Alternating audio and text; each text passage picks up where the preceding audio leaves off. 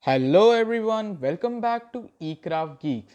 In today's video, we are going to be discussing the topic cement mill. The following contents we are going to be doing in today's topic will be cement mill process, the requirements and its types. So let's begin. Cement mill process. As you can see here in the first slide, this is a block diagram of the process in cement mill. The cement mill process has a different stages in cement production, and they are: the raw materials for producing cement contain lime and silica as main components and ferric oxides as fluxing components. The limestone mixed from the quarries is crushed and transported to the plant by dumper wagons. The crushed limestone, together with the required amount of corrective additives like clay bauxite, iron ore, etc., is grounded in grinding mills. The fine dry powder coming out is homogenized by passage of air from bottom and through the medium. It is then fed into the kiln for producing cement clinker at high temperature.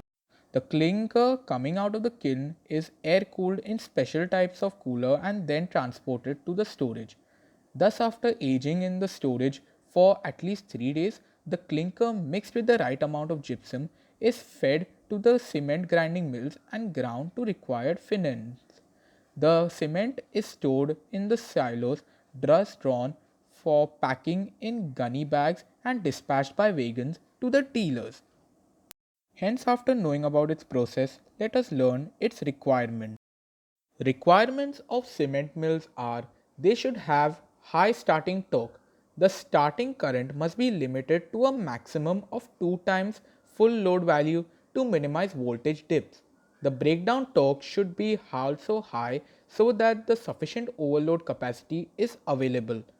An overload capacity of 50% for 1 minute may be necessary, occurring for 4 times in an hour, 3 times from cold conditions, and 2 consecutive starts from hot conditions per hour against full load. These are very well met by a 3-phase slip ring induction motor. Suitable starting torques may be accomplished at reduced starting currents by means of rotor resistance. The motor must have sufficient thermal rating to have frequent starts both under cold as well as hot conditions. The power factor may be improved by capacitor bank. Types. There are 3 types of cement mill in the cement industry, and they are cement ball mill, Raymond mill, and vertical cement mill.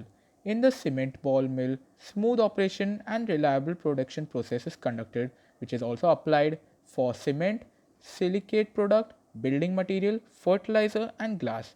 In terms of Raymond mill, the cost efficiency, low cost, and less area is occupied, and they are widely used for fine grinding of limestone, diabase, calcium carbonate, and talc.